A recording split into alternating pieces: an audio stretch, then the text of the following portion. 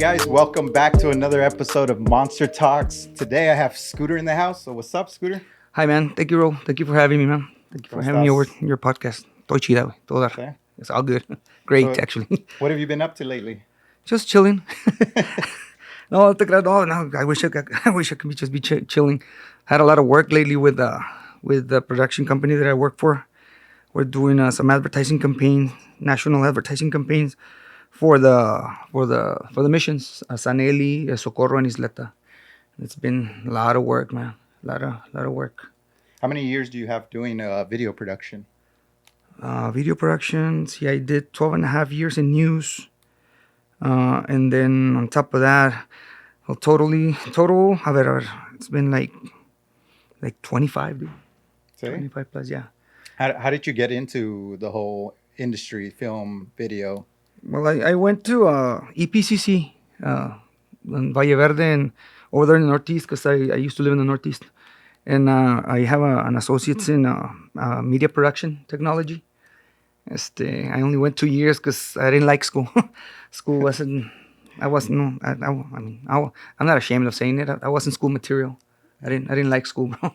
So Do you think people need the school, man? Because like we're always talking about this education stuff, and I went to college, but I never had to show my degree to anybody. I ended up starting my own business and everything. So well, to answer your question, yes and no, because there's some companies out there that quieren ver el papelito. They want to see that diploma that you graduated, at least high school. Pero like my advice to people out there is like, yes, get some education, and if you can go all the way, and if you feel you belong in there, do it.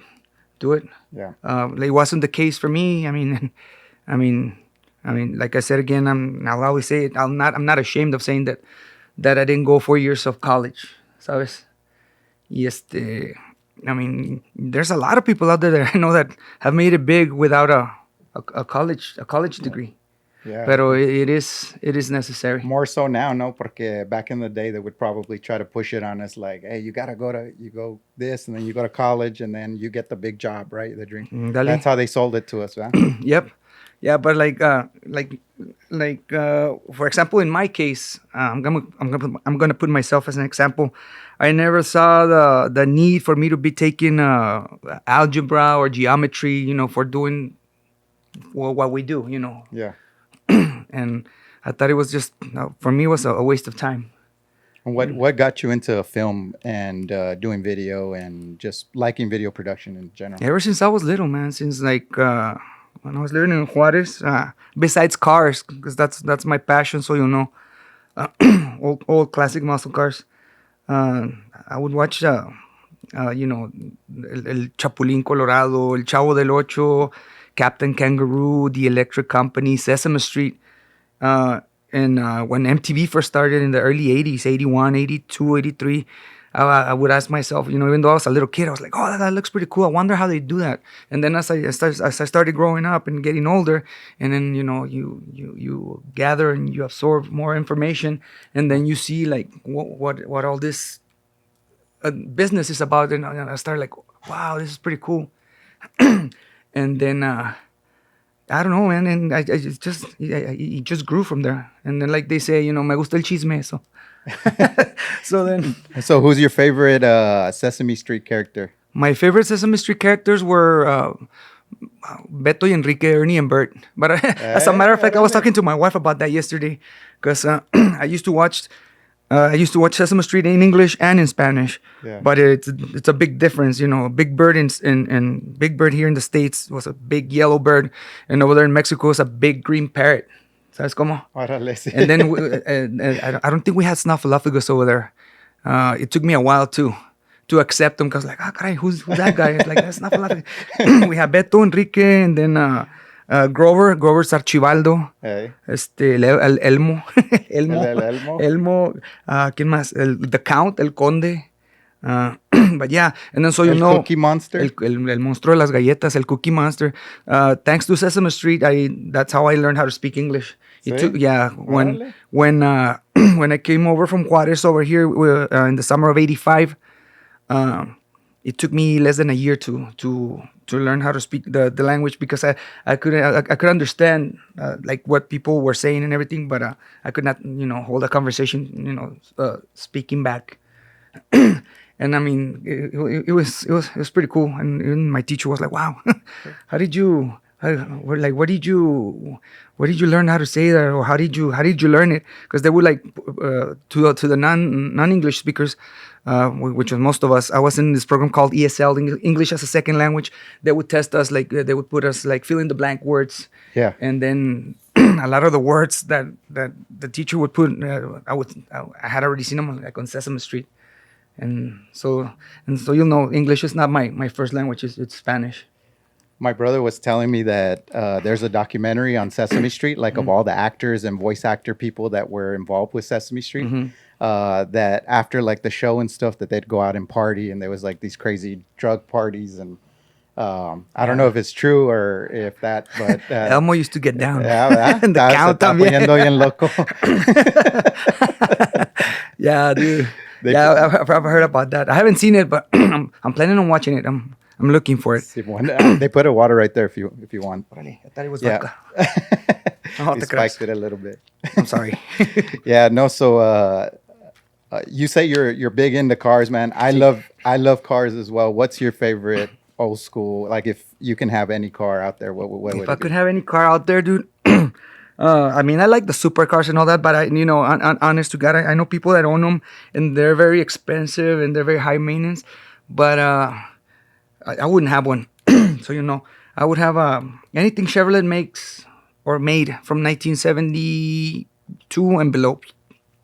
Anything Chevy, because I'm a Chevy Yeah. guy, dude. What Camaro is your favorite Camaro? What year? It have to be the first gen Camaro, 67 through 69. Simon, that's really good. They have the square backlights on those, man. Mm-hmm. Yeah, and then Rectangular. like 770, it had the circle, no? 70 had like the Corvette like lights. And actually, that was like my first Camaro that I owned was a 1970. Yeah, those are nice. My primo has a 72. I mean, that's They're all, that's they're, chingon. and all those are alike. So 70 to 73, they are all alike. The only difference is the grill and the emblems. And then as the newer the newer the year, they started like tuning them down on power, and Simón. like the output and all that. The torque is. Did you guys come across, like when doing the show, did you guys find anything that was like, oh shit, this is really nice, but you couldn't film? Yeah. See? A lot of that, dude. Yeah. And then I was asked also. I forgot what the event was, but they've asked me before, like, hey, so have you ever found, like, for example, like a Rolls Royce or like an old school Rolls Royce or like something of a like 50s Porsche Spider or something like that, or Ferrari? Yeah. And the answer to that is no. and if I did, I would not tell anybody.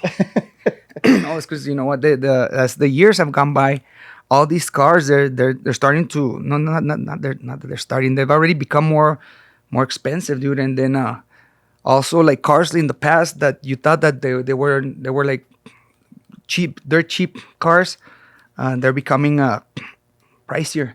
The perfect example of that is the Nissan 240Z. Yeah. Those in like about 10-15 years ago, I could get one like that in Juarez like for $1,500, $2,000. And now the cheapest ones you find, and they're all like missing parts, is like $12,000. I didn't know those cars were gonna go up in price like that, man. Sí, no, estás comprando. Yeah. Oh no, like, and it's crazy, man. It's crazy, but I like it, man. I like I like the. Do you like car the hunts. GTRs and like Euro style cars like that, or No, man, more I'm- old school American I'm muscle? old school American muscle, dude. The only thing that I've been tampering with, and I have a kind of like an idea, is of getting an old car and putting Tesla engines in it. See? Yeah, and then I would like to also have, because they've also told me this, and I want to try that too. I'm gonna get a Tesla car and put a Corvette engine in it, an old school 350. That would be badass. Yeah. Do you work on cars yourself personally? Like if ¿le it's- tiras mecánica, or you're Very little. I do know the basics of it, dude. Pero como que like I don't have a lot of time because I'm a very busy person. So when I can, I do. Pero like I would say like 75% of the time I don't. And then I have people that I hire. Yeah. So they work on the cars for me. But I know how to change a tire. I know how to do a tune-up. Change the in the old cars the spark plugs, the air filter, the cables. Check the tire pressure and all that. I know a lot of kids nowadays they don't know how to do that, or they look at you like spark plugs. What the hell is that? It's a carburetor. I'm not into carburetors a lot, but I can like kind of tune it a little bit. But What- my dad taught me that, and I took auto mechanics when I was in high school, which I wish I would have paid more attention. where does your love for cars come from? It actually starts with the animal kingdom, dude. Because my favorite kind of animal is the sharks and dolphins. Uh, I like the shape of the animal. And then I remember when I was living in Juarez, my across the street neighbor had a '67 Camaro, and that car reminded me of a tiger shark a lot, dude. I was like, oh, that's a freaking awesome car. When I grow up, I'm gonna have one like that. I've never owned a '67. I've owned a bunch of '68s and '69s, but not a '67. And that's where the love for those cars comes. Just the shape of it, dude. The shape of it. El Mustang no te gusta el Nah, I don't like Mustangs, dude. 1969? No, I don't. Eh, Nah, no. I mean, uh, Is it I because you're loyal to Chevy, or is it just because? it's I don't like the shape of the Mustang.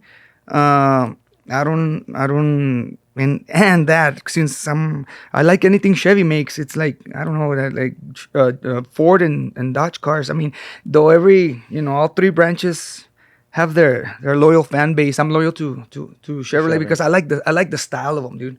Simón. The style of them, and then not only that, mechanically wise, they're so much easier to work on, and there's a lot of parts that they're interchangeable parts. A lot of a lot of those cars there, I call them Frankenstein cars because you could put an engine from a Suburban into a Camaro, or an engine from a Corvette into a Nova, or like into anything, You just gotta tweak a couple of things, engine mounts and all that, and you're ready to go.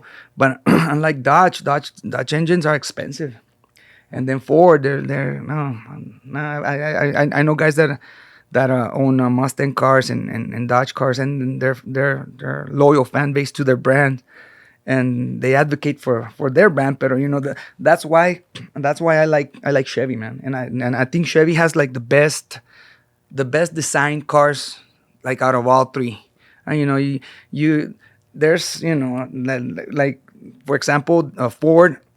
I guess like the only Ford car that I really like is the GT40, because that's the one that beat Ferrari in the Le Mans race. That's Yeah. a historic car, Yeah. and also the shape of it is pretty cool. Touching on, yeah. I like the Shelby Cobra is like nah, como What que do you no. think about the shape of the new Corvette? Está suave, bro. See? It's nice. It's very nice. I It's think. small, right? But Yeah, it's smaller, yeah. and then the cockpit they made it smaller, and then they also added a big center console. Para si te peleas con tu vieja, ella de aquel lado, tú del otro. No, And, it's pretty cool. A lot of people don't like it, but I mean, I like it. And then they moved the engine from the front to the back, which is I think it's all right. It's all right if you're gonna be competing with the supercars. It helps out a lot. yeah, my top of the mountain was always a Camaro, porque pues the Corvette I could never afford. It's a poor man's Yeah, Corvette, like yeah. they call it.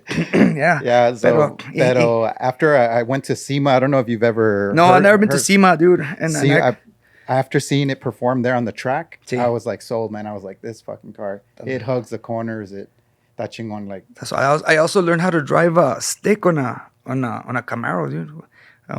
One of the many Camaros that I had, it was a '69, and that's how I learned a four speed. That's how I learned how to drive stick. A lot of people don't know how to drive stick nowadays, because most of the Yeah. cars are automatics. what's happening with that? What do you think's going on, man? Yeah, I don't know. I guess like like as human beings, we're becoming lazier, I guess. Sí. So everything's like more. I guess they want to make it more practical, but that's bad. Like I don't like those cars that drive by themselves. I'm so against that, dude. That kills the experience. See, ¿Sabes cómo? It's not like there's my favorite phrase. ¿Sabes cómo? There's nothing like shifting. yeah, And yeah, you get to feel it, and I remember I used to have a Honda, a Civic, Ujú. and I would be eating McDonald's on the Ándale. phone y toda la chingada. No más que, like, it's kind of hard if you live, like, around here, central, que, Yeah, that's las it. subidas. Or, Te like, vas if you live in San mal. Francisco, no, hombre, olvídate. Te quemas el clutch, you burn your clutch. Yeah, and I remember when I learned how to drive standard in that my 69, I was living in Juarez and I was working at Channel 9. And then I would dread the line, dude, because I would Yeah, come through the Chamizal Bridge, and it's pretty high. So yeah. I'd be like, I hope there's no line today, because be like, oh, And then fuckers in the bridge, they always get right behind you yeah, and shit like, chinga, and then pinche you'd be güey. like, messing with the pedals, because you got your clutch, your brake, and then your gas, and then tienes que estarle moviendo a la palanca, like, ay, güey, like, Did you ever hit anybody? no, no, thank God, no, no, no, no, no. But no, that's, and I'm pretty sure like a lot of people don't like that, and I was told also by other people that would drive stick, like, hey, just be careful when it's uphill. Yeah. Vas a batallar, you just make sure you stay with the clutch, and then with the gear and all that. Pues, poco a poquillo, little by little, you start getting it. Yeah. So how did the whole idea of the show come about? And um, I know you've probably been asked that a million times. Like, Yeah. what was the whole? Yeah, no worries, dude. And I don't get tired of telling the story. Like you guys, I work in production, and I was working on a lawsuit video. And the production company was from Austin, Texas, and I was, talking to one of the producers there behind the scenes, and he was asking me about Juarez and all that, and if it was bad, and I was telling him, giving him the whole rap, and then I started showing him like pictures in my cell phone of all the cars that I find, and he was like, "Oh my God, that's freaking awesome!" He goes, "That's it's a gold mine of cars, dude." And I go, "Yeah." And then he just out of the blue, he just asked me, "How would you like to start on your own show? We could pair you up with this other guy. I forgot what his name was, but he used to come out in the show was called Texas Car Wars, and it was with the Discovery Channel." And then I was like, "Yeah, sure." I didn't think much of it. I actually didn't believe him. I was like, this guy, he probably wants something else, That's me thinking. Is like, this guy probably wants to go out with me on a date or something. And ya ves, ya te la sabes. So then I was like, nah, I didn't believe him, dude. And then when we were after the production was done, a couple of days later, they sent me the tickets like on the phone, and they flew me to Austin, and then we shot over there for 3-4 days straight. And I was like, oh, okay. And then we shot the trailer pilot, and then at the beginning they told me that it was Mario Lopez Productions, the guy from Saved by the Bell, Yeah. who still is the executive producer till today. But the show changed a lot of hands, a lot of companies, because at the beginning it was Mario Lopez Productions, and then they sold it to the History Channel, and then the History Channel they shelved it, and then they sold it to the Discovery Channel, and then the Discovery Channel also held on to it for like a year and a half, and the History Channel another year and a half. That's 3, 4, and then the pandemic hit, 5, 6, like 6.5, 7 years passed, and then this lady that's also another of the main producers there at Mac Pictures, she told me, "Hey, Scooter, I started working with this company from Burbank, California. They're called Mac Pictures. We had a meeting this morning. I pitched them the show idea. He showed them the trailer. They love it, and they wanna spend money in it, and we wanna shoot another pilot. So we're coming over to El Paso." And I was like, man, I tell you the truth, I had already lost hope in it, because it had been so long. And I was like, this isn't gonna happen. No se va a hacer. And then my wife would tell me, nah, just hang on, hang in there, it'll happen. I was like, okay, whatever. But between all those years that passed by, I was finding more and more and more cars in Juarez. And so in every car that I find, I always take a picture, 2 or 3 pictures of it, and then I speak to the owner to see if they want to sell it or not, because every car has a story, bro. Every car has a story. For sure. And then finally, what was it? Not last year. Yeah, last year in February, they called me again. They call me, and Mac Pictures called me. The producer, she goes, "Hey, we sold the trailer to Netflix. Netflix liked it a lot, and they wanna do a season of it, 8 episodes. And we don't know how many cars they're asking for, but they're gonna spend money in it. I was like, oh, cool. And then I still was in disbelief, and I was like, inside of me, I was like saying, not until I have the contract in front of me and this guy's like right there, then I'm gonna believe it. And then yeah, a couple of months, they sent another two line producers over here with the contract, and then I was like, oh shit, okay. Oh, I forgot to can we curse? Yeah. Oh, okay, Yeah. órale, This is 100% whatever goes, man. órale. Bueno, because I have a dirty. I work my ass off to get out of corporate America, man. Órale, es So todo, because I have a dirty mouth, man. I have a Puerto Rican Kyle, friend would call me boca sucia. So I was like, I don't believe these guys. But anyways, yeah, they showed up and I took them around, and yeah, and then they told me, okay, we're leaving. We're coming back in mid-April, full force. Be ready. And I was like, estos vatos, puro pedo, like whatever. Yeah, they were back. I was like, oh shit, and I signed the contract and everything. Yeah, we started mid-April of last year, and then it ended April, and it ended in mid-August. And then we built 12 cars. We shot 8 episodes. We built 12 cars.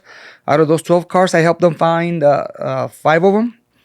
And then also, like, most of the locations you see there on the show, I was like their, what do you call it, their location manager, I guess you would call it. Yeah, I told them where to go. And I like to apologize to certain areas of the city of El Paso, because we ran out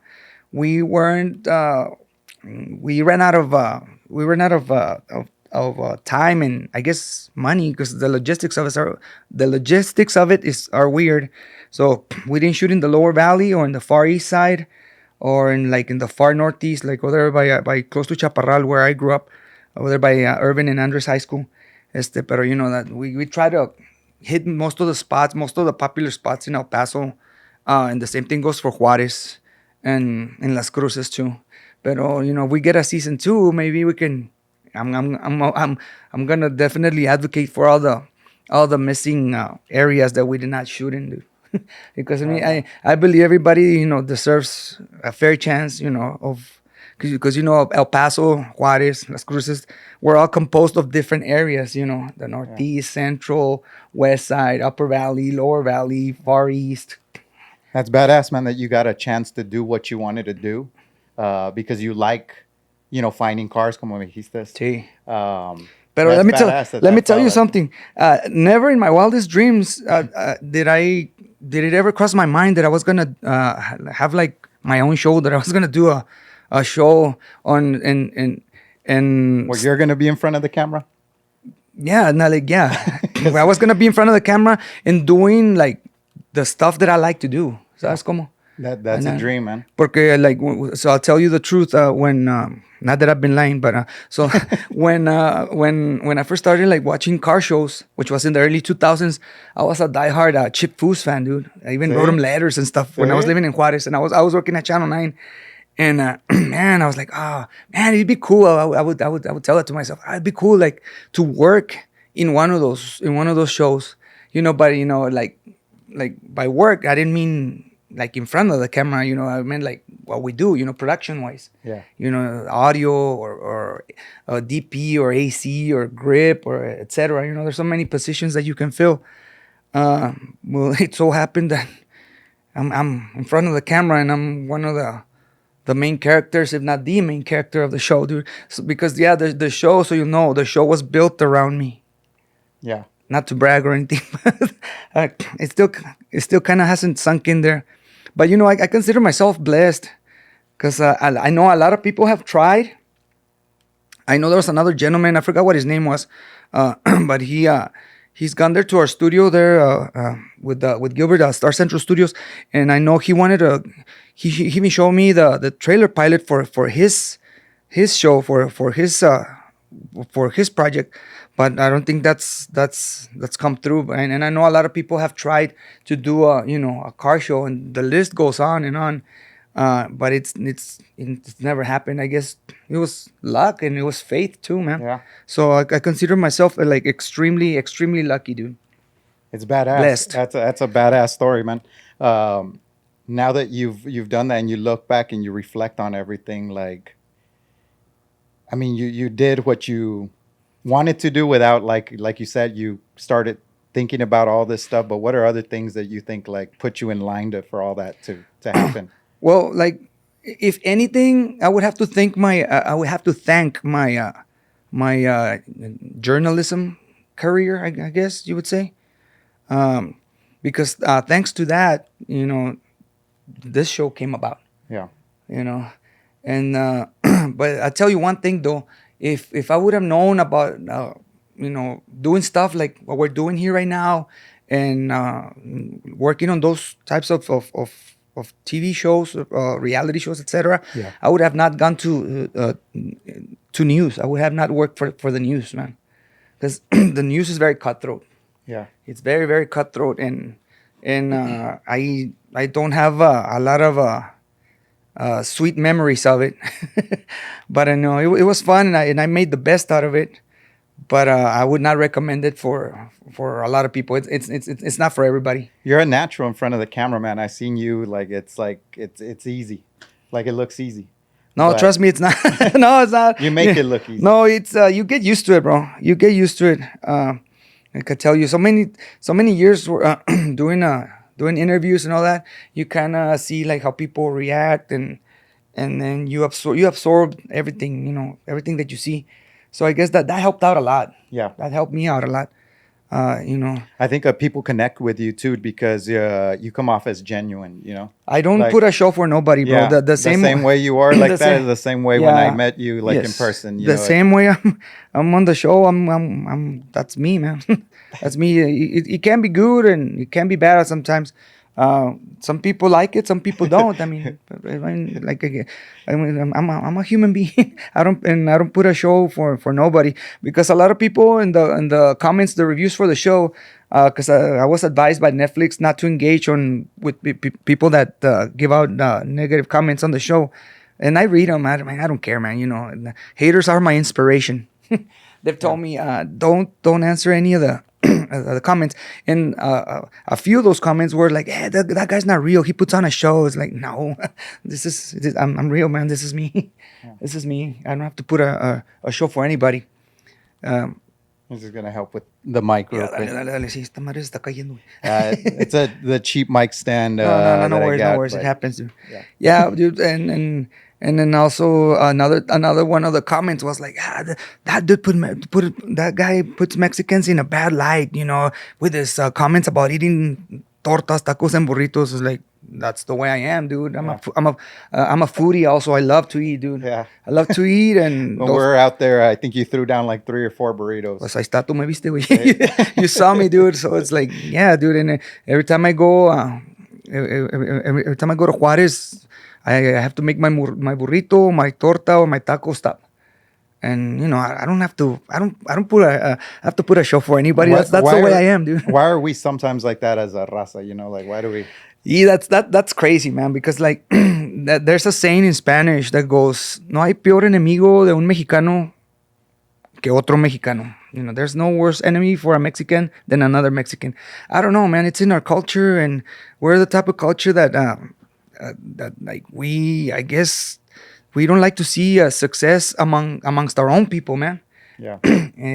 A lot of people, like, they call it the crab in the bucket syndrome. Like, you're crawling out and then somebody drags you down. Like, nah, or people want to see you good, but they don't want to see you better than them. I was about to say that they want to see you doing good, but not better. Not better than them. And, and to tell you the truth, man, I've never been like that, man. Yeah. I've never been like that. If you're doing good, pues órale, and enhorabuena, good for you, and God bless you. Keep doing better, and especially if it means bringing jobs and the spotlight to the borderland, because there's a phrase that a lot of people say, like, hey, putting El Paso on the map. El Paso, it's already on the map.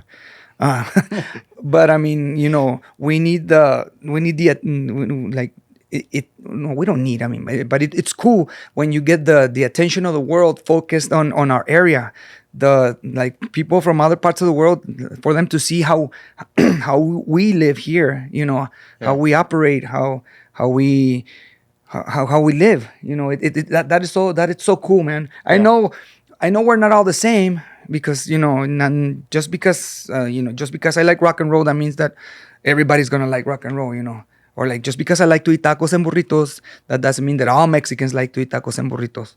And I don't have to apologize. I'm not gonna apologize for that because that's the way I am. I'm like I said, I don't put a show for nobody. That's the way I am. Um, but uh, what an amazing experience, and I feel extremely proud that this did happen, even though it took 7 years, man. Though there's been other projects like movies, series that have taken longer. Like Cheers took 10 years too. See? Yeah, yeah. Cheers, Wow. that 80s that 80s Yeah, yeah. comedy. That took them 10 years in order for them to And then just they to were get started. probably like one of the longest running shows también. Ándale. Huh? So like, I mean, I'm pretty happy and excited, and I'm waiting to see if we get a season two. And even if we don't, man, I mean, I've already feel like I've accomplished. You broke the barrier, man. Andale, a lot. This is the spark, The the spark. spark before Yeah. the fire. Yeah. And I know, and I encourage a lot of people that are listening to this or watching this, especially those guys and kids that want to do music videos, movies, documentaries, reality shows, to keep on trying, man. You got to keep on trying because I mean, one door closes, two more open. Don't Yeah. lose your, don't lose your, don't lose your faith, and don't stray from the path. Keep at it, Because if you're constant, it will happen. It happened for me though. Like it took me 7 years, but that's the best advice that I can give filmmakers out there, Yeah. and all the media community, or the newbies, the rookies. If you have a dream, just keep at it, and then you're gonna have a lot of people tell you, no, no, you can't do this, no, no, this and that. I mean, it's okay to listen to them, but just don't retain the negativity. Just let it go through, because like I've dealt with a lot of negative people in my life, and sometimes I'm a negative person too. But if you stay focused and if you stay in the path of where you want to go, you will get there. You will get there. I don't care if it takes you 5, 7, 10 years. Maybe it can take you longer, but you will get there if you're constant and if you keep at it. You will get there. Yeah, it's got to come with the good and the bad, right? There's going to pues be sí. good times and bad times, but Yeah. if you keep on moving forward, even if it's a step forward every day, Yes. you'll get to your goal, man. Yes, also So, another piece of advice that I want to tell kids out there: hang out with people that are like that are smarter than you, or people that are that are business oriented, because that's what that's not that I'm dumb or anything, but I never consider myself dumb. I act dumb sometimes, but I guess that's just a facade. But I don't consider myself a dumb person. I don't also consider myself like a smart person, but surround yourself with productive, smart people, and you will get you will inherit some of their traits, and you will their work habits, and you will be successful. You will be successful because all those people, the smart people and the hard workers, they operate different from the rest of the population, and there are certain traits that you will notice, and try to acquire, or even try to copy them, and you'll see it'll make a big difference in your life. yeah. Big time. I Big like time. that you said that. Copy that. I've been mimicking people that had a impact in my life since that coaches, Ándale. bosses, that had an impact. Like I'm just a version of them. Yeah, man. And then now that you mentioned coaches, like first of all, for me growing up, when I grew up in Juarez, bro, I grew up in Juarez in a poor family, and it was to me it was hard because when I was in school, I got discriminated a lot because I mean I'm a white chicken. Like I'm pretty sure you guys are familiar with that term, right? Yeah. White Mexicans. So in my school, like I was like the only one, dude. I was like the grain of rice in the bean pot. What was your nickname back then? They call me el semáforo, the stoplight, because Sí. when I would get pissed, and they would piss me off a lot, it was always pinche güero this, pinche güero that, and I would get mad and I'd get red. So they would call me the Yeah. stoplight. And then to the point where I hated being the way I was, dude. So one time I went up to my mom and I told her, "Hey, mom, they keep on picking me at school because I'm white. Why am I white? I don't like being white." She goes, "Don't let them bring you down. Be proud of who you are. Be proud of where you come from, and then just forget about what they tell you. It's envy and jealousy. I was like, okay, and then that stuck with me. Because Yeah. there's this guy, there's the guy that comes out in Aquaman, Tenoch Huerta. Uh-huh. Now he's promoting that campaign that they get this dark skinned Mexicans get discriminated by the white skinned Mexicans because of the, of their color. I'm like, dude, man, motherfucker, I grew It's up with both ways. I grew up with that, and now you come out you coming to me with that shit, that's bullshit. I even think too, like forever, because my dad's from Juarez, and I spent a lot of time in Juarez. But when we would go over there, they made us feel like you're a gabacho, you're an Americano, you don't belong here, right? Oh, But there's a that whole thing, there. yeah, there's a lot of that too, bro. Because there's a lot of like, so one of my main, growing up as a borderland person, because I was born in El Paso and I was raised in Juarez, from newborn till I was in sixth grade, and then I came over here. But I never lost my roots. That's why I tell people and I advise them, like, don't forget where you come from. And be proud, like my mom told me, be proud of where you come from, be proud of your roots. And like, to me, one of the worst pet peeves, it's like Mexicans that can't speak Spanish or Hispanics that don't speak Spanish.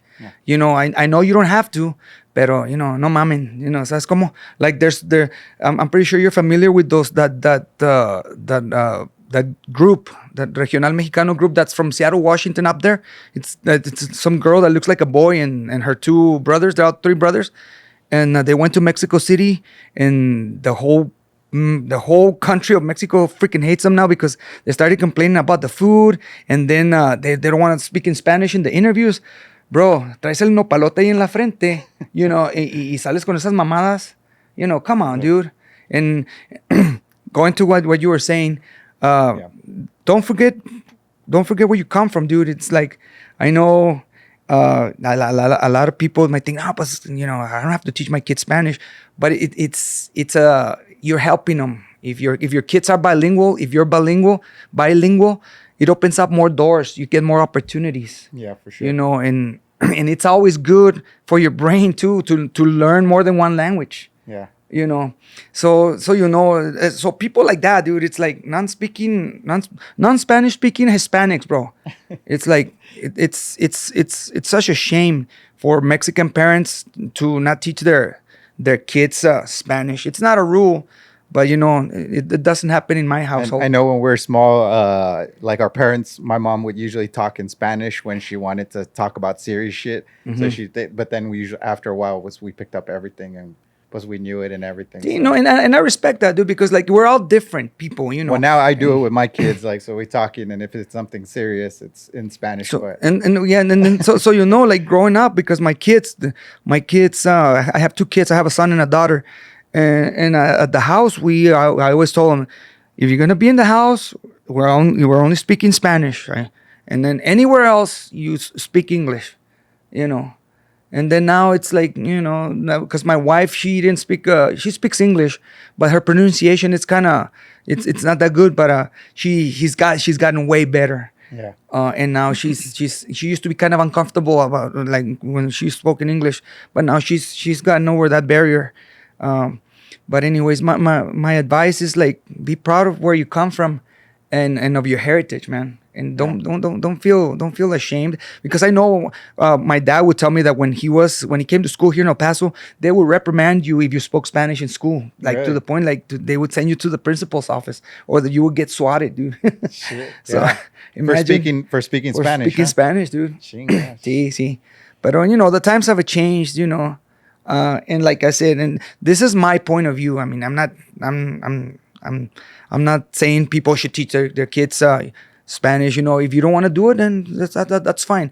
But it's proven that you get, it's smarter, and then more doors will open. Yeah, for sure. I mean, being a business owner, especially in El Paso, Exactly. you gotta In the be borderland, you yeah. gotta be able to speak Spanish, man, because you're gonna come across. I was about to speak about demographics. Yeah, look at where we're situated. Yeah. We're in the borderland, Yeah. like right next to Mexico, right next to Juarez. If we were in Montana, Yeah. or Beantown in Boston, Yeah. then I wouldn't, even then, because there's a big That's what I was about to say. Puerto Rican Dominican community over there I too. was talking to Cubans. Ever, and I know he has a business like up north, and he was telling me, no, hay mucha raza ya. Yeah, Like a man. lot of people that speak Spanish, and Yes. I was like, ay, güey, it's a fucking It's everywhere, crazy. man. He's like, we're Estamos everywhere. por todos lados, bro. We're everywhere. We're everywhere. So But yeah. it's a good thing, man. It's one of the things that we talk about here is Latino entrepreneurship, trying to empower people, education, because I think we don't grow up with it a lot here. Sí. Like we don't grow up with books and shit like that. Our education is usually, within the house, but it's not like traditional book No. education and stuff. But I grew up watching a lot of comics, so like Capulina, El Chavo del Ocho, Memín Pingüín, Calimán, and then when I came over to the States, all those that I mentioned were Mexican comics, and then when I came over to the States, and it was the DC comics, Dark Horse comics, and I don't like to read a lot. But I'm more a visual person. And oh man, I was big on comics, dude. Big on comics, like in so much that I started getting into anime, and then when my son was growing up, I introduced him into anime, and now his room looks like a freaking toy store, dude. He's got toys that it really took off, huh? Because my Sí. kids are like obsessed with that Yep. shit, and My son goes to the Comic Cons in LA, in San Diego, like caray. Like damn, dressed like a ninja. Yeah. See, no, he doesn't do it to that extreme, but yeah, and he loves it, man. He loves it. It's blown up big. I'm it's pretty surprised cool. how much it's taken off. At first, for me, I didn't understand it because I'm 42 now. So just back when I first started, like anime was barely just getting off it. But to Yeah, me, it's changed a I lot. was used to It's changed a lot. the traditional cartoon, Yeah, I remember watching that cartoon And Akira. don't say cartoon because some of the anime they take offense. They to get that offended shit, when you say cartoon. But anyways, no. And then so now the same way that we're talking about like how anime grew and like you like just blew up, in the world. That's the way that I want the film community, the reality, the TV community, and the music video community to grow in El Paso, man. Yeah. I want to teach kids, the upcoming filmmakers, how we work, how this is done, so they don't have to leave to LA or New York or Atlanta or Miami. Stay in town, and if they decide to leave, which is cool, also, I mean, they can go to all those places and hit the floor running, like they say. Yeah. I'm excited about. I was asking you before we started the show. I said, "What do you think about a reality show, but like on social media?" That'd be cool. That'd be cool. The reason I'm asking you is we've been like through Monster League myself. One of the things that I've done forever, it's something that I've done is skits. I do skits. Comedy skits. Comedy skits. Órale. So I have one that we did, like how Mexicans celebrate 4th of July, right, in El Paso. You see a lot of memes of that. Yeah, and we had a a lot of views. We had hundreds of thousands of views on the videos, and it kind of just propelled me to continue doing more stuff. All of the stuff that I do on my videos is true stories from stuff like that I grew up with, or characters or people that I ran into left an impression on me. But now we're doing the funny videos. We started the podcast. This stuff, like it's not direct. We don't get direct monetized through the podcast, but we do it just because of passion. But in addition to that, we're like starting to think about like, hey, I've been like thinking about how can I do a reality show, but on social media. And so we're going to Scottsdale on Friday, and we're starting the business there. I'm starting from here in El Paso. I've been here 12 years. I started my own marketing agency out of my garage, but we're going to Scottsdale, which is like the demographic is like the other way around. And we're going to do a reality show on social media. But it's going to be, I think we're going to call it something like Making Scottsdale or something to that effect. And then we're going to show the struggle from client number one to trying to build an agency. And some of the stuff will be staged. Some of the stuff will be real.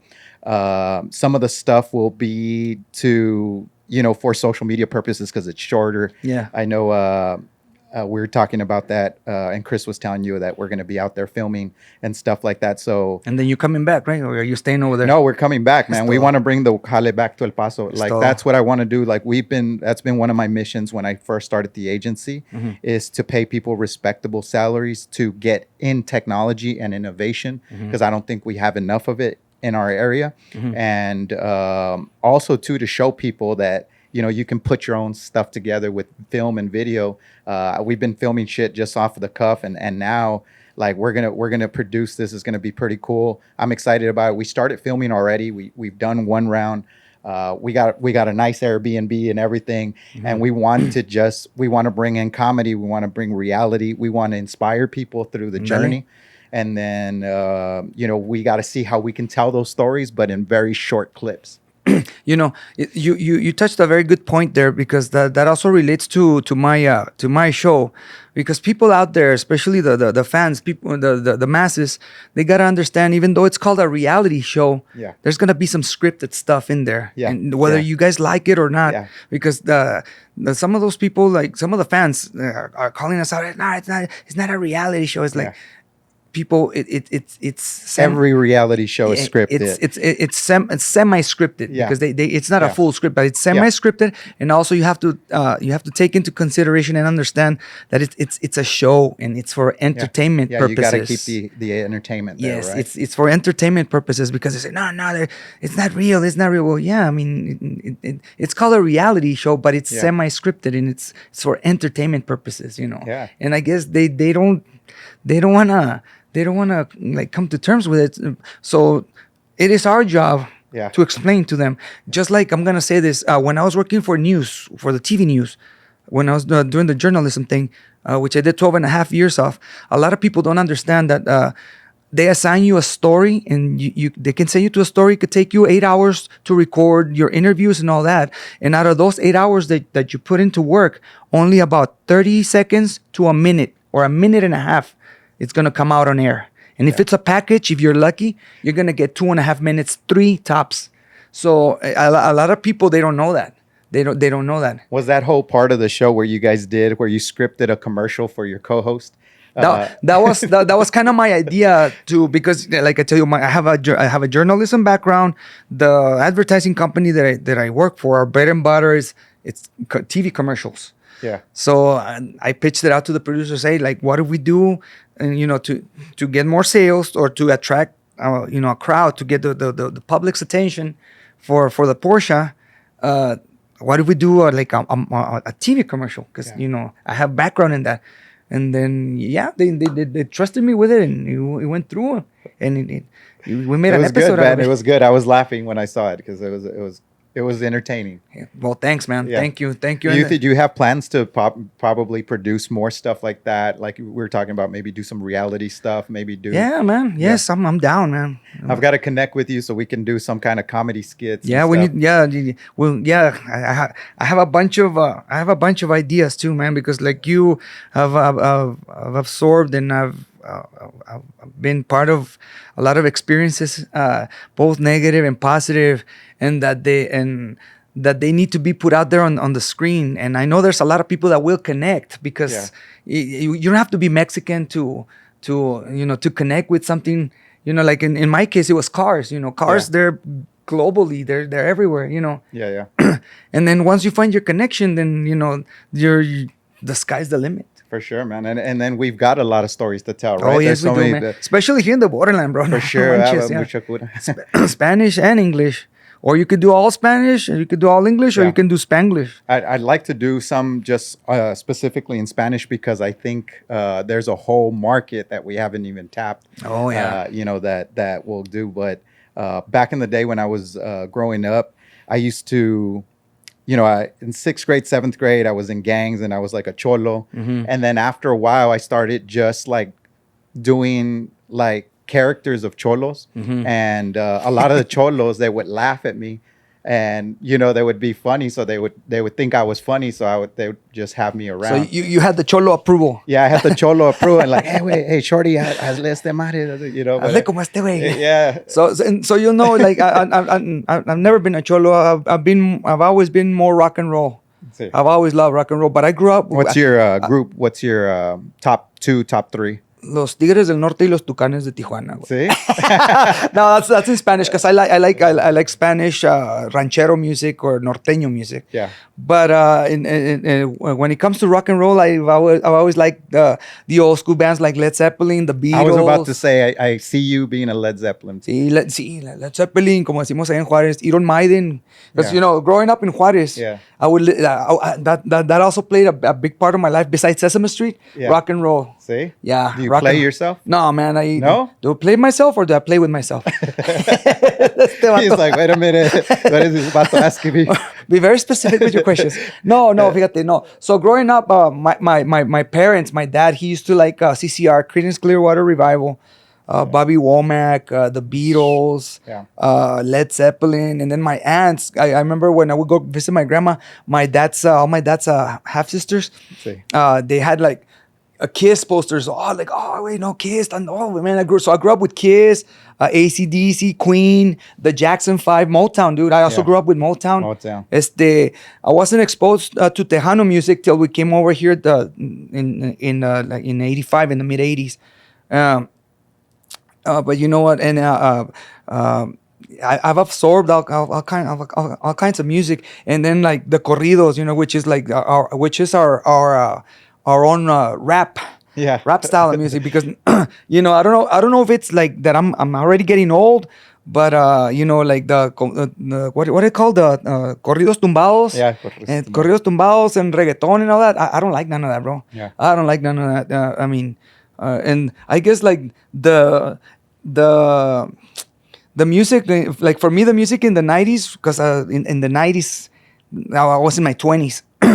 It started changing, and I didn't like grunge because I grew up listening to like the old school bands and then the hair metal bands The classic rock. in the Yeah. 80s. Yeah. So when grunge came out, like Nirvana and like Pearl Jam. and all that, I don't like those bands, man.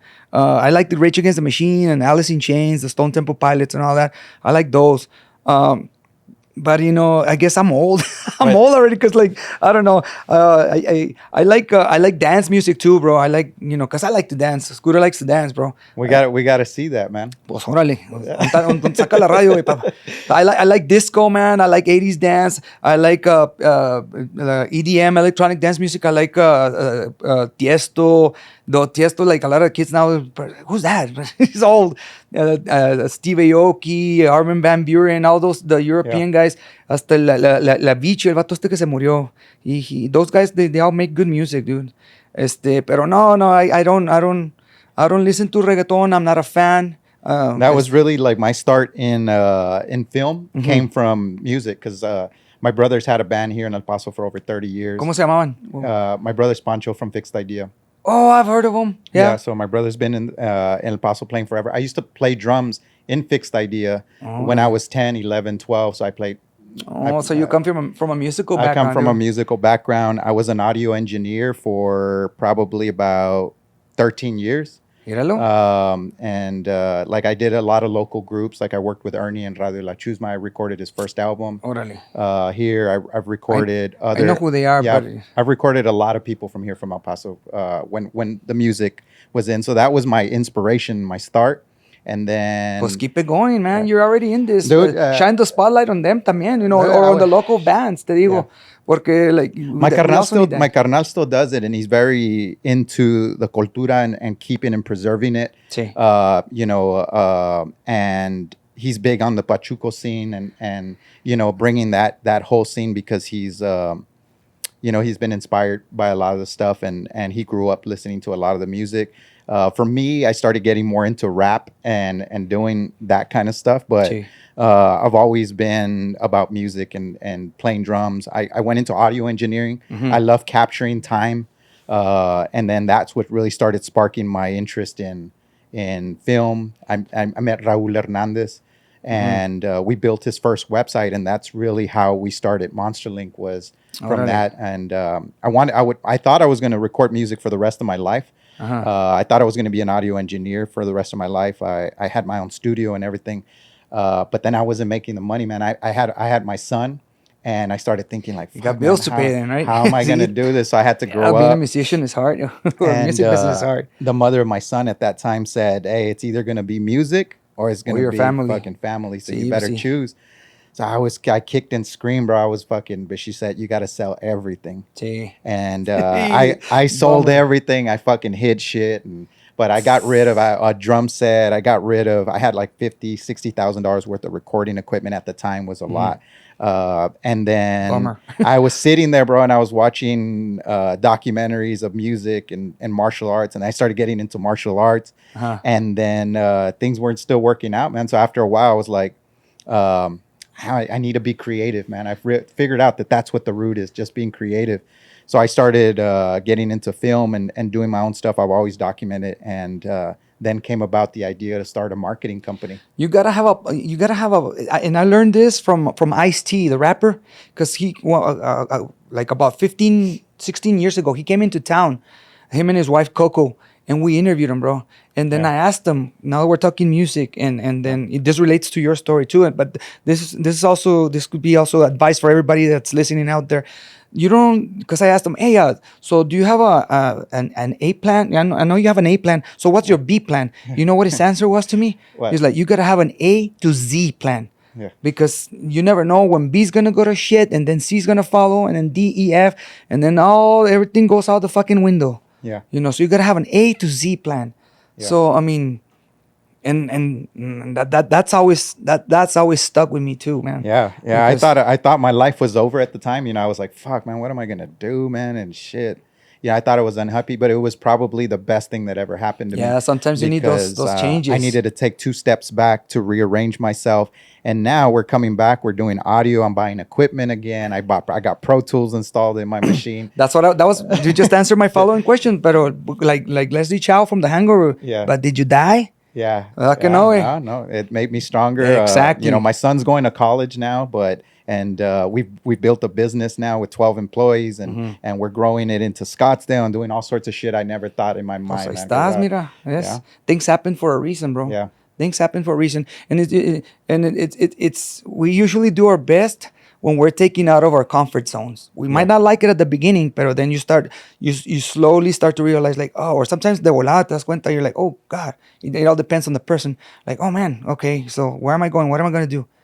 So I mean, you gotta have options from A to Z, and also you gotta apply yourself to everything yeah. and anything.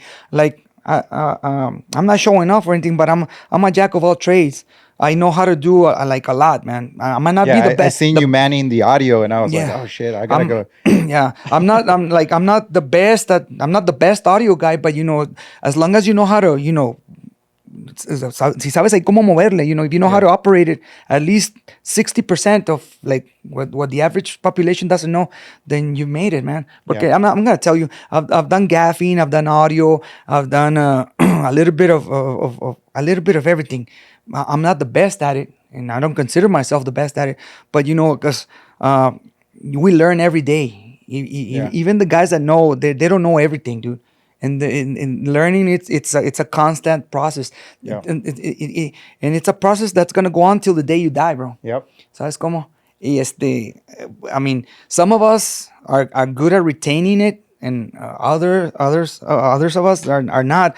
So I'm the type of person that I have a short-term memory. So if I do something, I have to do it like 100 times in order for it to stick in there. Yeah. But once I dedicate myself to it, then I know I'm gonna do a good job at it. Yeah. I'm telling you, I've done cameras, I've done gaffing, sound, everything. I know a little bit about everything, not a lot, but I at least not people don't fool me.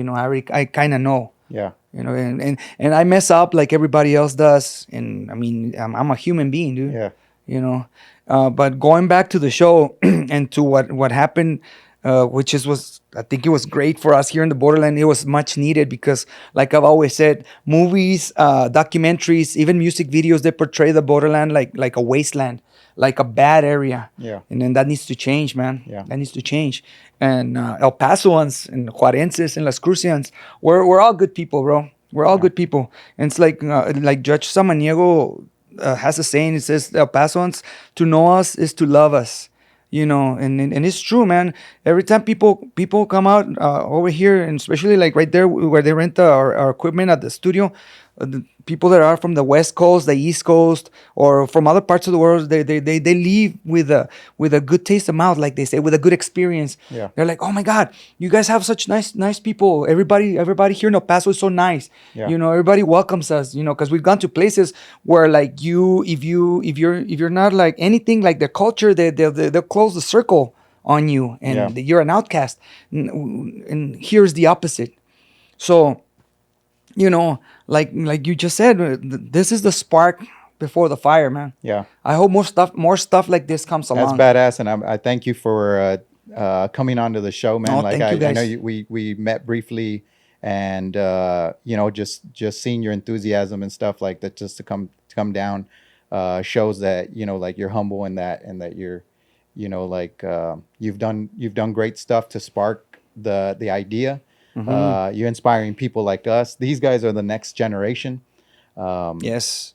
That are doing stuff. So the more that we can do that, that's something that Gilbert and I had talked about on the podcast. Like what he's doing with the school and everything. That's badass, man. Like Yes. that's what we need more of. Teach the next generations that, like I said, they don't have to be doing car reality shows. They could be about anything, about food, about lifestyle. Yeah. Nature. You know what's good? I just thought Art. about it. We do food tasting. We've got to get no you mames. on to say who has the best burritos in El Paso. En El Paso. No, pues aquí el pinche Rafas, güey. Rafas en Bonnie's. Ahí se dan un tiro. Can you eat the whole Rafas? Claro, güey. Sí? Sí. Chinga. See, every time and so I live like about a 5-minute drive there from Rafa's, and I took the That's what I was gonna I ask took you. the producers of the show there to Sí? Rafa's, dude. Yeah, they ¿Qué loved dijeron? it. Oh, they freaking loved it, dude. Pues que en Califas they don't have that. They do have some like that, pero I guess it's an El Paso Juarez thing, bro. It's Yeah. like burritos. It's like wait, they taste differently, and so when I go away on vacations, that's the first thing I miss: the burritos and the tacos and the tortas. But yeah, dude, my Rafa's is one of my favorite burrito places here in El Paso. Every time I go there, I get the chile colorado con frijoles, the long one. How much is it? The $12.99 one, I think. Pues Sí. ya le subieron el precio, Sí, güey. chinga. Les está yendo bien. They're doing good. They're doing good, man. So We got to do that. And who has the best tortas? Because we did a menudo tasting. Who has the best menudo? We güey, did. pinche menudo. Who has the best menudo? A ver. We tried. I think it was it Lucy's? Lucy's and Lucy's. it What was- about the one that's right there in Alameda by before you hit the children's hospital? ¿Cómo se llama? Lucky Café. The Lucky Café está Lucky bueno. Cafe? I think we did Lucky, right? Les's mom's place. I know is something. Yeah, Órale. yeah. So we had tasted. So we do these on camera. ¿Y la torta? ¿Quién ganó la torta? No, we haven't done torta. Oh, we la need to do. We need to torta. do a torta. Who has They a have torta? the rainbow fountains over there. That was what I was Montana. going to tell you. The rainbow fountains. Pinche on rainbow Montana. fountain, no manches. No, Yeah, no, with güey. the little red salsa. Sí. Yeah. Pero ¿sabes qué? I'm not big on red salsa because it gives me heartburn. Pero Sí. sí, And no, green. no. Sí. Barbacoa torta with green salsa. Oh, There's some barbacoa lunches down in Juarez, dude. are those rainbows owned by the same person, man? Because I went to the one down in over there on Loop 375. They have a rainbow también. Creo que sí, no But sé. it tastes different. It's a little bit different, but they're still Pues good. it's like the Villa del Mar, bro. Yeah. The Villa del Mar You in go Juarez. and get a- And they have a Villa del Mar here, and it's like they're the brother owns the one here in El Paso, and the sister, no, al revés. The sister owns the one here in El Paso, and the brother owns the one in Juarez. But anyways, you were gonna say that you got. I get a torta and a shrimp cocktail. Ah, qué bárbaro. Yeah. No, I get my barbacoa tortas in Juarez from this place called Barbacoa El Güero, right next to the Joker strip club. Oh, those are the best tortas, man. The best barbacoa tortas. Oh, and then what I like. ¿Cuáles tortas? Las de. No, las del Joker? las de carne, las de barbacoa, güey, no, las otras no, olvídate. No, olvídate, no. With the green salsa, y ya me dio hambre, güey. And I'm always eating, dude. I ask Gilbert. Gilbert knows me, like, because he asked me, like, hey, is Scooter hungry? Le digo, Scooter's always hungry, bro. Yeah. So, and then I wanted to do for my show. I wanted to take the guys there to L and J's, but we ended Yeah. up doing Kika's, which I'm going to do a plug for Kika's. Kika's Mexican Kitchen. The lady Kika, she used to work at H&H car wash. Remember Oh yeah, H&H car yeah, wash? yeah. The breakfast was bomb there. The breakfast, dude, man. Yeah. When I used to work at Channel 9, Mr. Pearson, God rest his soul, may he rest in peace. He was the news the general manager there at Channel 9, and so you'll know all my life I worked the morning shows in all the TV stations. Yeah. So when Mr. Pearson, the general manager, would get there at the station, he'd buy us like everybody burritos, Yeah. and he would send me to go get them. Yeah. So Y las man. señoras ahí se Sí, dejan sí, caer. no, it's like your abuelita, your grandma, or your tia, Yeah. your aunt cooking for you. Homemade Mexican cooking, bro. Yeah. And then Kika, So she left there and she she left went- there and she opened up her own place. Boom. Nice, nice. And nice. then for the show, I told them, hey, because these guys were looking for a genuine Mexican place, and Kika's is like half a block away there from our studio, and I told them, hey, let's go to Kika's. It's when the three B's in Spanish: bueno, bonito, y barato. You know, good, cheap, and tasty. Yeah. And yeah, they loved it, dude. They fell in love with it, and they liked it so much that we shot an episode there. Yeah. And then and so you'll know, this goes back to what I was saying earlier. Like shows, projects like this, they help out the community. They bring jobs. Kika, a couple of weeks later, after the show was done in August, I went to eat there, and she goes, "Hey, mijo, I wanted to thank you because after you guys shot here, a lot of people they come asking about you. Like, hey, ¿dónde está el scooter?" Or like, "Oh, we saw your restaurant in the show." So her business like triplified, man. Yeah. So That's good to hear, man.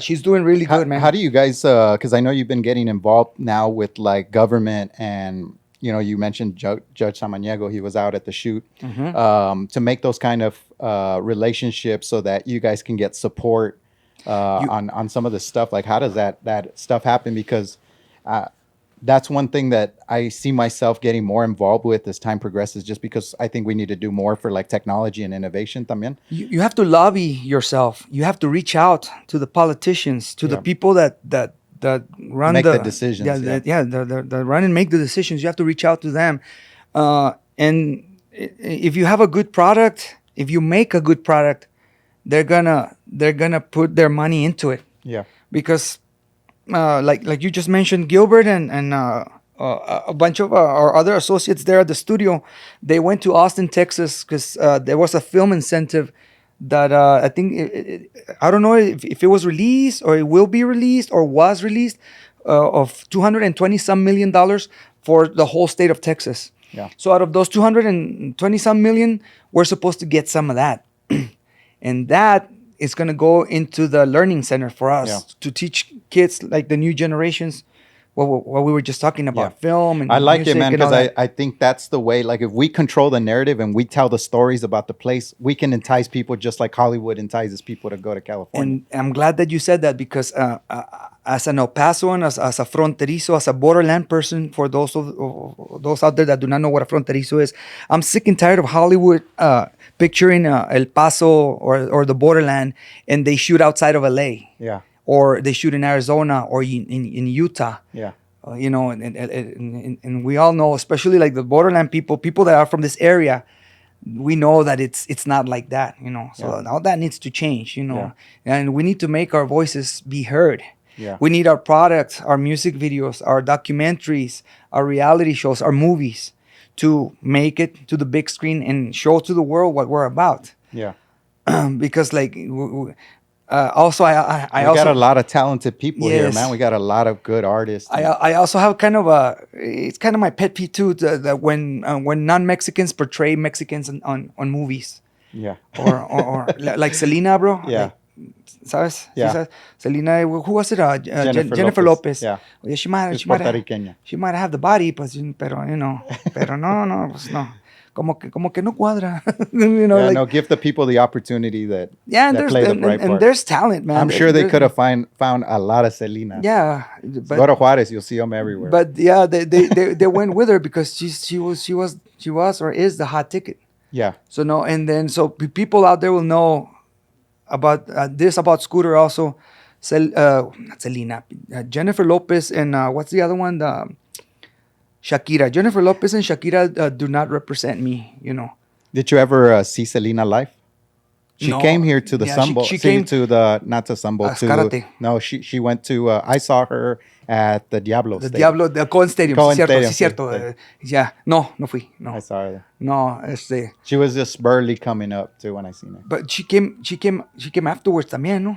After that, she came a couple of I years. don't know. I She was a came kid, bro. twice. I know she got some guy out of the crowd and kissed him on stage. So Míralo, ahorita. yeah.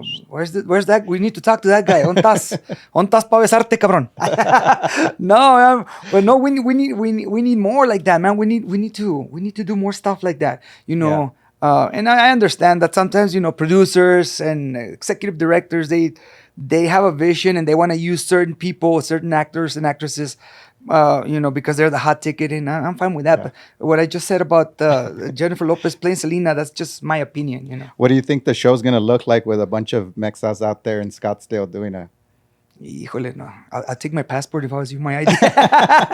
Llévate tu ID, bro. Porque as long as you don't get the infamous, hey, ese, where you from? Yeah. And then, Ya valiste madre. and then you're, that trips me out, bro. Because that trips me out because, as a Hispanic and as a Mexican, and then because I also grew up around gangs in the Northeast. I used to live in the projects, man. Yeah. Once you hear those words, ya valió verga, ya valió madre. So anything can happen, but if they ask you though, if they ask you that, ya valió madre. So you're gonna be all right, bro. We're gonna take we have a character that's a chango. El chango. It's called Ua. We're gonna take him out there también, so he's gonna be riding in a sports car. Míralo. Es el que va a andar en el Ferrari. Hey. No, pues sí lo van a parar, güey. No manches, güey. It's gonna be like, have you seen that movie, that 90s movie, like 91, 92, from Paul Rodriguez, A Million to Juan? Sí. When he's driving in a convertible and they ask him, hey, ¿de dónde te lo robaste? Where'd you steal the car from? A ver si no les pasa así, güey. So, yeah. End up in the jail. Sí, no, pues I wish you luck with that project, bro. Yeah. Pues, but it's up to you and your crew. If you guys gonna work with me, maybe we could do a project together. But it all falls. I'd love to, man. I know that yesterday I started already. My brain, that's how my brain is. It just goes like, all right, man, let's do this. There's so much things we can do, I was already bro. walking out of La Negrita, like I told you, man.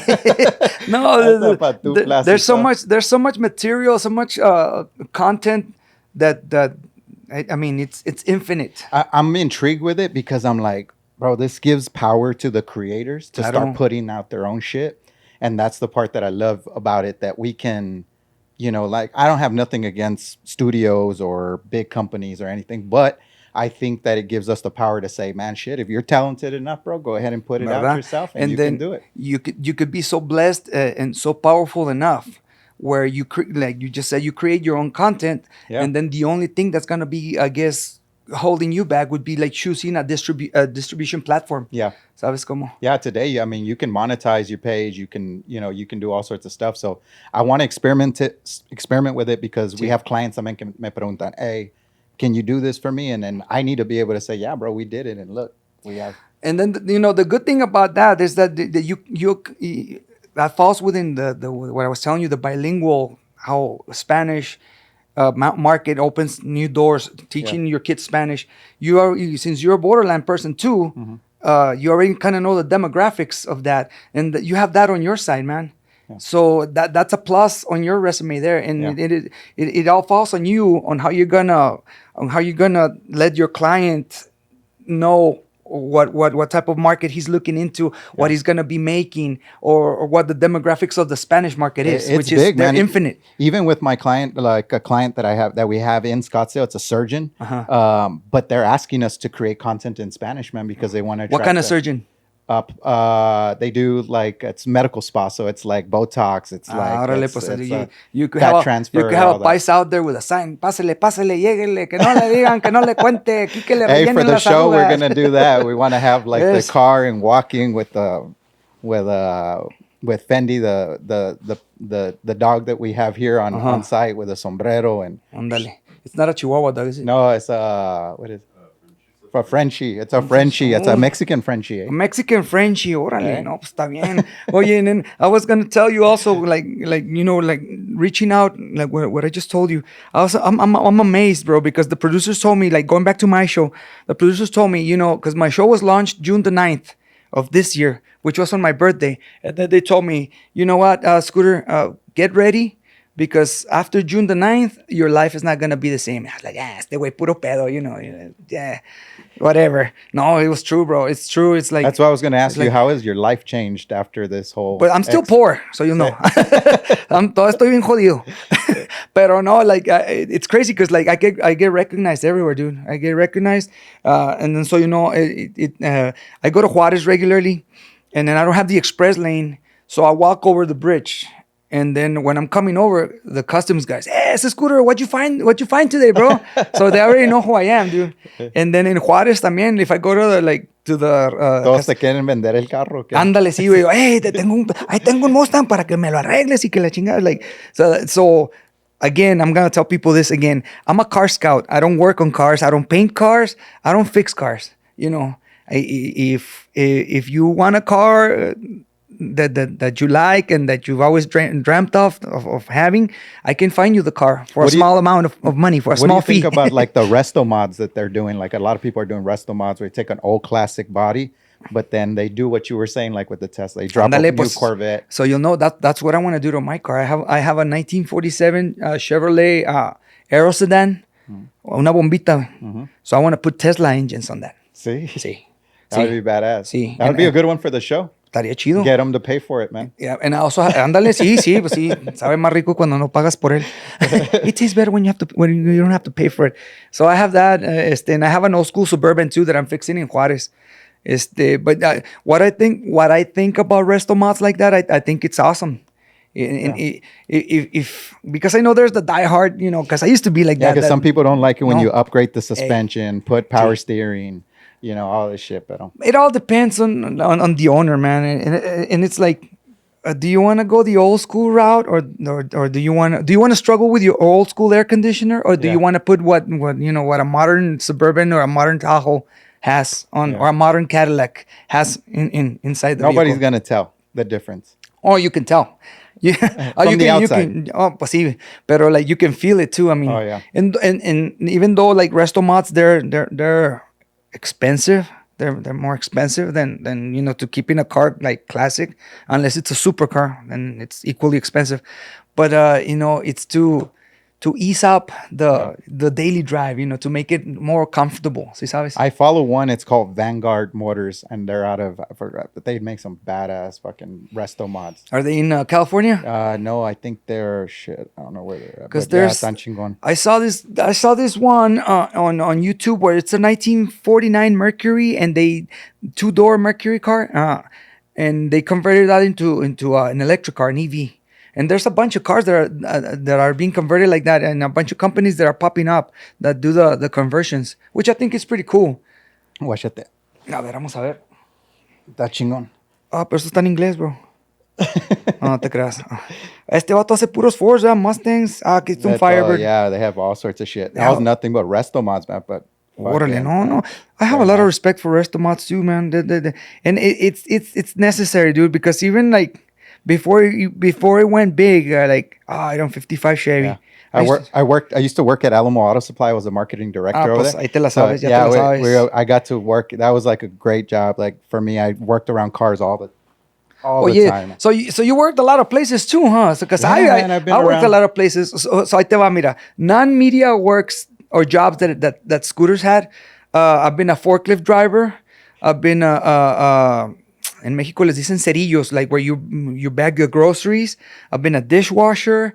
I've been I was a fueler for Southwest Airlines we used to fuel airplanes for Southwest Airlines, but we weren't Southwest. We were through a subcontractor. What else have I done? I've done sales. I used to work at Walmart, bro. Yeah, I never worked fast food, man. I've only worked at a Chinese restaurant, and like I tell you, I was I wouldn't want you at my fast food place. You would eat all the food, no, man. Pues no te llegaba el plato vacío. When I used to wash dishes, I used to pass the kitchen and just get a little taco and... No, but this was Chinese food, which was better, dude. He laughs. Brian used to do that shit at Chipotle, too. Oh, you used to work there, too? So nah, dude, like fast food is like, nah, no, it's kind of dangerous because I'm a foodie and I'm always eating, dude. So I'll be like, I wouldn't want to be caught with the hand in the cookie jar. Yeah, it's a good job. It's a good job for sure to get started. That's where I started. I started washing dishes, Yeah, washing yeah, dishes, and cleaning up toilets and old period stains on toilets and shit like yeah. that. No, pues, a ver, interesting. No, And El Pistol Pete's. I started bagging groceries in Futurama in Juarez when the place was used to call Futurama. It was like Yeah, I remember Albertsons. the Futurama. And then after that, my second job was a dishwasher. And then I did the warehouse circuit, and then warehouse stalker, they call them, and then forklift operator, airplane fueler, sales. Uh, what else? I've been offered to cross illegals. Sí, Sí, güey. hasta eso. Pero no, I've never done it. No, no, no, no. I started off. I'm an honest person. I started off. My first job before the dishwasher was selling newspapers on the street. Órale. Yeah, Ah. it was before when I was like 13, 14. You couldn't work, so that was like, hey, Now that you say that, my brother and I, we would go when we first moved to the Northeast, and we couldn't work, we couldn't get a job. So for 2 years we went around houses cutting the grass, cutting the yards. We did that. And then because I remember when I was going to MacArthur Junior High over there by Cielo Vista. There were some rich kids there at the school, and I remember I was living in the projects. We had barely moved into the projects, so my parents, they couldn't afford to buy us nice tennis shoes. So that's why my brother and I, we did it. We went around cutting the grass on the yards and in the front and the backyards, so we could save up for the next year to buy expensive basketball shoes. And I remember it was what kind of shoes were they? Reeboks. The pumps? No, Reeboks before the pumps. Oh, It was the Reeboks with the big tongue, the high tops. oh yeah. Man, dude, I remember, and I remember my dad, may he rest in peace. He would make fun of me because when I would wear I would only wear my tennis shoes for school and in special occasions. And then I remember I would walk like all weird, like Frankenstein, because I wouldn't want like the front of the shoe to bend and get wrinkled. So my dad would be like, "Hey, ¿por qué estás caminando así, cabrón?" I was like, ¿te duelen los pies o qué? I was like, no, Dad. When I first got introduced to creasers, have you know what those are? Like the inserts they do now for the shoes. For see. kids? Like I was like, what the fuck is this, man? Because back in the day, you just have to like he said, you just have to keep your feet straight, man. Sí, Don't bend down. See, yeah, dude. And then I remember we did that for 2 years. And then the second year, that was when they first introduced the Reebok, the pump. I didn't get those. I remember my brother got those. I got because I used to watch Larry Bird a lot before I became a Spurs fan, and before I began admiring David Robinson.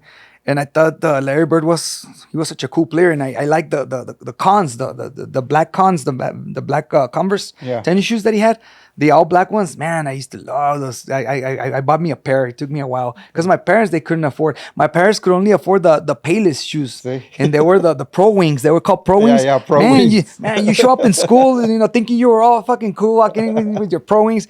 And then you had the fucking rich kids make fun of you, like, it's the way, mira, pinche tenis Payless. Pinche Payless, Mr. Payless. They're like, oh, man. But, man, I mean, when you're a kid, I mean, sometimes you don't understand that, like, how like, the hardships that your parents have to go through, ¿sabes? Yeah. ¿Sabes cómo? Yeah. Until you reach that age and you become an adult yourself, and then you realize, like, oh, man, these guys, your parents, like, they were struggling. And that's what I try to tell my kids all the time, man. I try to remind them. I'm like, hey, my grandfather used to walk to school exactly barefooted, bro. See, to a la bui. A la bui. No, so I tell my kids too, man. Like I tell them that story. I had to cut yards. People's yards for 2 years in order to now buy. You probably can't get your kids out of the room from playing video games, man. That's how my son. Yeah, my son's a gamer, dude. My son's a gamer, and he likes besides anime, he likes to collect tennis shoes. See, pinches tennis. Yeah. Like, no, man, it's like, dude. And they're expensive, dude. Yeah, it's they're like fucking expensive now. It's freaking expensive. Who would have thought that the Air Jordans from back then, they were gonna be worth what they're worth now? Yeah. Sí, imagínate de haber sabido, I Right. would have stocked up on a warehouse allá en Juárez. Dude, man, it's crazy how like everything changes with time, and but like I tell my kids, I tell them all the hardships that I had to go through.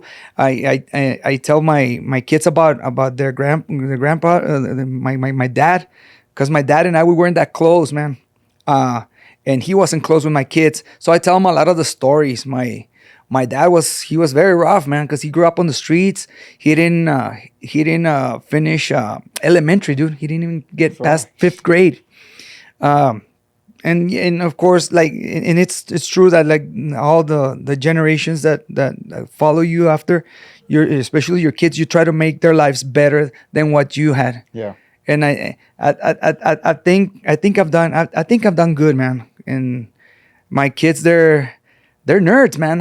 Yeah. They're nerds because so far my son's at NMSU. He finished UTEP and he's already at NMSU working on his master's, and I haven't had to pay tuition Sure. because he's a nerd. My daughter too. Wow. So I mean, I'm proud. You're blessed, man. Yeah, I'm blessed to Yes, have. I'm getting ready to send my son to college Yes, right now. todo. So ¿A dónde? UTEP. no, he's going to the Incarnate Word in San Antonio. In San Antonio. Yeah, See, I he's know where gonna that's be at. We doing, go there a lot. yeah, he's going to be doing animation there. And That's todo. so Dile que dibuje acá raza anime. I tell him, man, Raza. my kids want to go to Japan and live in Japan. I'm like, bro, okay, like you got plenty of culture here, bro. A lot of people don't know this, man, but I have Japanese blood in me. See? Yeah, my great grandfather from my dad's side. How'd you find that out? Through Through my grandma. Oh, okay. Through my grandma. And my grandma looked, because she passed away thanks to COVID. Fuck you, COVID. She looked Asian, and I have cousins that inherited those Japanese. traits. Yeah. But I inherited I look like this the way I look. I'm Whitezican because of my mom's side, not because of my dad's side. I look like my dad, but in the white version, because from my mom's side, of course, like most of us, Spain, Chile, indigenous Mexican blood, and Mexican blood. And then from my dad's side, Spain, Japan, indigenous, and Mexican blood. That's crazy. Like, to think how did they get from Japan to. And you know what? I tried to investigate, but I guess my grandma, she hated her dad because she never gave me any information, dude. Yeah, all I know was that my great grandfather, my Japanese great grandfather, he was a baker here in El Paso back in the 30s, 40s. Really? Mm-hmm. Shit. But it's crazy, dude, because, like, you see. Ancestry, bro. Check it out. See, I'm going to have to do that, man. Yeah, I did 26 that. and me. I I did the ancestry, and I ended up finding my grandfather was buried in Concordia. He was buried 100 years ago there. So he's been there. We didn't even know. I started finding him there. There's a lot of history here in El Paso, dude. There's a lot of history. And then, so because we know, where I work at, we're starting to get involved more with movies. And then we're making also like documentaries and stuff. The plan is to make movies about what went on here in the borderland back in the day when there were no cars and it was all horses. Yeah. When That's it was badass. Native Al Americans. was saying some stories, man, and I was just fucking like blown away about how. Oh, Al Borrego? Yeah, he was talking that guy knows about, his history, man. Yeah, he was saying that Billy the Kid was sent to El Paso to bail out a son of a friend of his. of a friend of his, yeah, or something like that. And that guy Billy the Kid, he got around, dude. Yeah. He got around. It'd be nice if they made more movies about him, And then, like I was telling you, it'd be nicer if It'd be those cool movies to tell were the about. story when he like picks up from the time that he left Ándale. to come here to do what he did. And I didn't know he was a Spanish speaker too, bro. See? Yeah, I asked Al, like, hey, ¿y el Billy the Kid que hablaba español? Oh yeah, because he was married. I think he married a Mexican woman. That's what Al told me. I was like, órale. So we need to explore. We need to explore and do more projects like projects like that. For sure, man. So I'm excited to see what you guys put together. I was telling Gilbert, you guys it's a cool project to work on. Júntese con nosotros, cabrón. Pues ahí está. Like we say, stick around. I'm trying, I told Gilbert, because he had hired me just to go to do some drone shots. But I told him, bro, I'll go and do I'll go on my own time and do more. Like, just so we can get some badass shots. And you're lucky, bro, because our Josh, our Yeah. drone operator, Yeah. you heard it. You heard Like it the from drone- him and from yeah. us. Yeah, you He- kept on busting his he- balls about it. He crashed. Yeah, because that's the way we are, bro. We like to we like to joke around a lot. We like to have fun on the set, but when it's crunch time, pues órale. When it comes down time to work, you work, ¿verdad? Pero like if you can sneak in a little fun in there, we always do that, bro. Yeah. Pero like I was telling you, you're lucky because he crashed his drone. Yeah. And pues thanks to that, you got the gig. Yeah. Pero we were just laying it on him, dude. Porque- Yeah. And so he's doing a movie about El Paso, about Dallas Stoudemire. This was before like a couple of years before Billy the Kid came to town, where El Paso was called Hell Paso because like a lot of people like Yeah, it was like a place for outlaws, right? And Ándale, prostitutes. Exactly. It was like the Wild Wild West, man. And then We got to put together a film about that, man. no, I think that shit would be badass. the movie the movie that he's making, and That's what it's about? Yeah, it's called I'd love to see Six it. Guns and Whiskey. That's what it's called. Oh, nice. And then it's Wyatt Earp was here, sheriff here. A lot of people don't know that Wyatt Earp was a sheriff here in El Paso for like about 3 months. Yeah. And then he chickened out. He was like, oh, fuck this. I'm going to Arizona. And that's why he left over there because it was a mess here, dude. So we're trying to do projects like that, because a lot of people, especially in entertainment and movies, when the subject of the West, of the Wild West, it's always Arizona comes out, bro. Always Arizona. But a lot of people don't know that El Paso was fundamental in the expansion of the West, of the Wild West. Yeah. A lot of stories, man, from the Mexican, from the Native American side, from even the white man that came here and colonized and settled here. There's a lot of stories to be told that have not been told, and it is our job to do that for the rest of the country, to let them know that it's not just Arizona that's rich in the Wild West culture. Yeah. And there's money in there too. So Yeah, for sure. And like in that time, as I was reading in Ancestry, there was battles going out like in Aguascalientes and stuff like that, where forced people to go north, and then they came here, and it was just as much shit going on. And then check this out too, man. I didn't know this, and I feel kind of ignorant about it because I've been a borderland person all my life. I didn't know that the Isleta Indians from up there in Santa Fe, from Taos, not Santa Fe, from Taos, New Mexico, they're the same ones from here, from Isleta del Sur Pueblo. That's Yeah. why they're called Isleta del Sur, because they migrated from up north over here, though they changed their name from an I to a Y over here. They're the same tribe, but I think after the war that they had with the Spaniards, they had to split and they had to come down here. I was like, oh, crazy, man. That's crazy. Yeah, Man. There's some 'cause- history there. Yeah, because we interviewed for the campaign, the Mission Trail campaign that we shot recently, which is going to air us at a national level here in the United States. We interviewed their councilman, Rudy Cruz, and he was the one that was telling us all that. I was like, oh my God, it's crazy because I had visited the missions before, but I didn't know the whole story of it. And because I remember like back in the day, even like about 5 years ago, because I go to Santa Fe a lot with my family in Two Taos, and I told my wife the first time we went up there, mira estos vatos que copiones, copycats, man. They try to copy the Isleta Indians we have down there, and I didn't know, man. It's the same people. It's the same people. Damn. The same people, but they were just forced to move down there, and it's crazy, man. How we're all connected in some way, shape, or form. But it's such a rich, culturally rich area.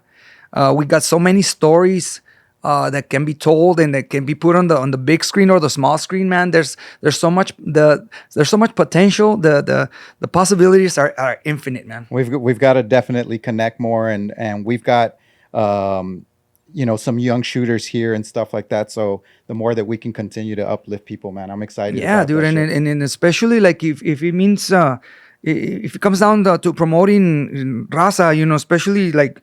Because our film community here in El Paso is kind of weird, man. They all and I mean they, because some of them don't want to be part of what we're doing. They have their own cliques, their own groups, and that's not gonna work, man. We need to work together. We need to open up. We're not trying to take anybody's job, anybody's work from each other. There's enough work for everybody. Exactly. And there's a lot, man. And so they're with us where I work at at Star Central Studios, we have an open door policy, and a lot of these other companies, they don't, and that's what hinders the film community here in town, because like I said earlier in the interview, it's the crabs in a bucket syndrome. Yeah. It's like, oh, if I'm not working on this movie, then you're not working. Yeah. And it's like, dude. That's why I was excited. This whole thing, man, I'm excited about it because I've been able to interview. I think I've been doing a lot of people from film. We've had Raul Hernandez, Ever has been here, Simi has been here doing the art stuff. So just people in art and stuff like that, man. I want to just welcome everybody. It's a platform. Gilbert with Leo Marketing and to promote his business. There's more than enough. There's 80,000 businesses in El Paso. We manage only 100. There's plenty of work for everybody, man. Yes. There's no need to be. And then, so and I'm speaking for Gilbert too, and because we seem to think the same. We don't have nothing to prove to anybody. We're doing our own thing. We're not competing against anybody. We don't think less of other people, of other companies. Like I said, and if we can help, we will help. Like we have like I said, our policy is an open door policy. So because if you guys grow, if you grow as an individual, we grow. The whole community grows. But sadly, there's not a lot of people in the film community here in El Paso that think like that. Yeah. And it's a shame, man, because we can get places because there's force in unity. But if you don't have that unity, then you're not gonna have anything. So I mean, and That's I know, well said, man. Yeah, I know we're not all on the same page. We don't all think the same. We have different goals and visions, and I can respect that. But once jealousy and attitude and cockiness, they fall into the picture, then they darken the whole aspect of the thing, man. And that's the thing. A lot of people, and I don't want to sound like I'm talking trash, but this is from my experience. Looking into the film community here in town, we don't prosper because there's a lot of that. Yeah. There's a lot of that, and a lot of people they don't wanna, they just don't wanna help out other people around. Yeah. Well, let's do it, man. Let's change it. Let's continue to work together. We'll continue to do this, man. Yeah, we need more projects, man. We need a season 2 of Tex Mex Motors. For sure. Let's do that. Hey, everybody go support Tex Mex Motors. Yeah, give us a thumbs up, man. If you can comment on it. And if not, we're gonna have to come back with Mex Motors. Andale, Mex Motors. Also, another thing that I forgot to say that I need to tell people is, like, when you watch the series, well, like once you finish the series from chapter 1 through 8, start it over again. You don't have to watch it; just leave it running on your TV. There you go. Get the views. That's the way Netflix gets their ratings. Okay. It doesn't go by thumbs up. It goes by how many cycles. Yeah, how many cycles you go through it. Great, man. So I appreciate you coming by, Scooter. Thanks again. Salud. Ay, perdón. I'm allergic. No, thanks again for coming through, man. We're gonna wrap up the podcast. I think we went over. It probably broke the record for the longest podcast, but I appreciate you taking time out of your busy schedule, man, to be with us. No, thank you, man. Thank you for inviting me. We got to run it back. Yes. In the future, and hopefully by that time you'll be in the works of season 2 and beyond. But like I told you, I'm gonna find out probably this. What is it? Tuesday or Wednesday?